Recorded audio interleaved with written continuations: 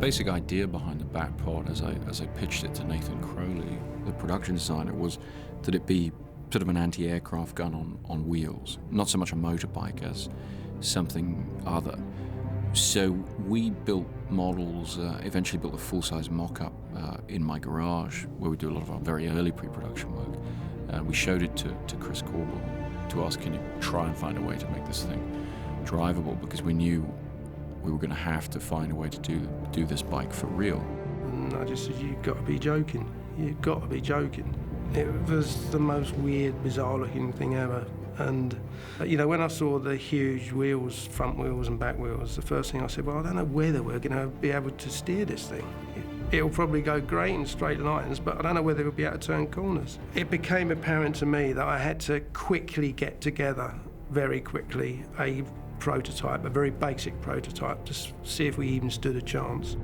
Because it came out of the Batmobile, it allowed us much more of a functional machine, and that's what gave it styling. Just the way that when you pull out the front axles or the front suspension of the Batmobile, what kind of shapes does that give you? That's where we started. Just the drivetrain for it was completely unusual. It was the usual clash of engineering versus design, and we want to keep the look of it, otherwise there's no point in making it. You know, the engine is quite well hidden. We had to come up with lots of different ideas, like the whole chassis of the Batpod is actually the exhaust, so we didn't see an external exhaust. We used the chassis as the exhaust system, and the radiators are foot pads. You know, all these things that change a normal motorbike into what the Batpod became. And it's not like a normal motorbike where you sit on it upright.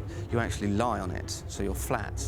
That was an incredibly hard thing to ride. No one could just get on that and ride it. It was too difficult.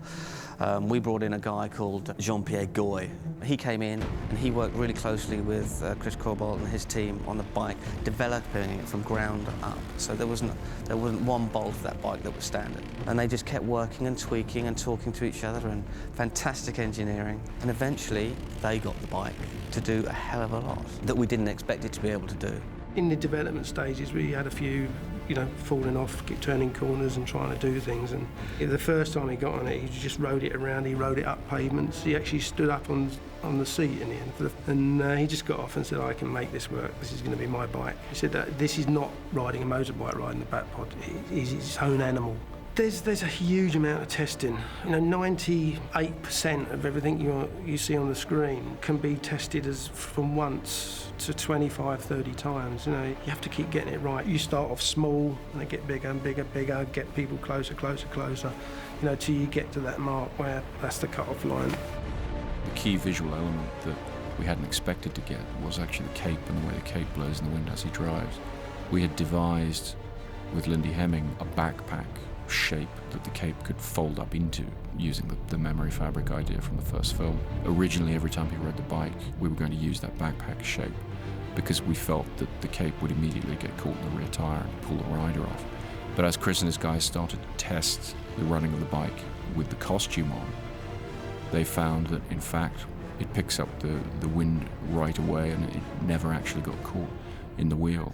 And I was delighted about this because I think there's something about the image of the cape flapping riding the bike that really makes it Batman, makes it what it needs to be.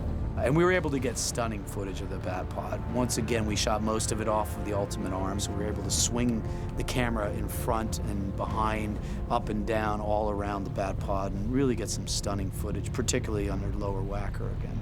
We photographed most of the Batpod work in IMAX, too.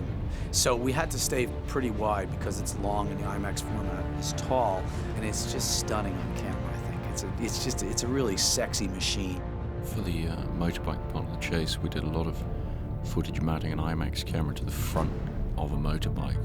Very unwieldy thing for the operator to drive, but we were able to get some really great shots following the Batpod and really sort of go through the events of the chase with it.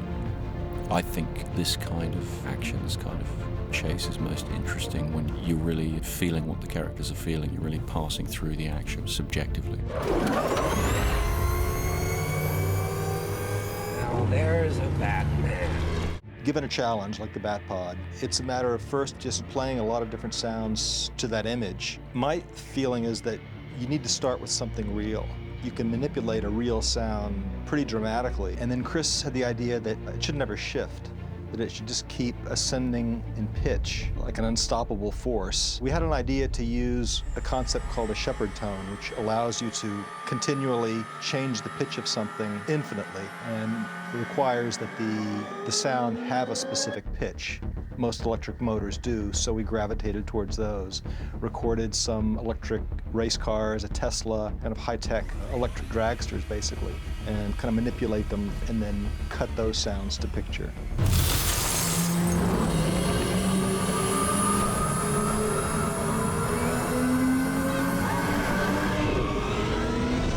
The fun thing about having the Batpod in this movie is that it does all the great things that the Tumbler did. It's fast and it's cool and it's fun to watch, but it also adds a little bit of jeopardy somehow. It's a little bit more dangerous than the Tumbler was for Batman, and it's visually exciting. Watching Batman chase down the streets of Gotham sort of keeps you on the edge of your seat.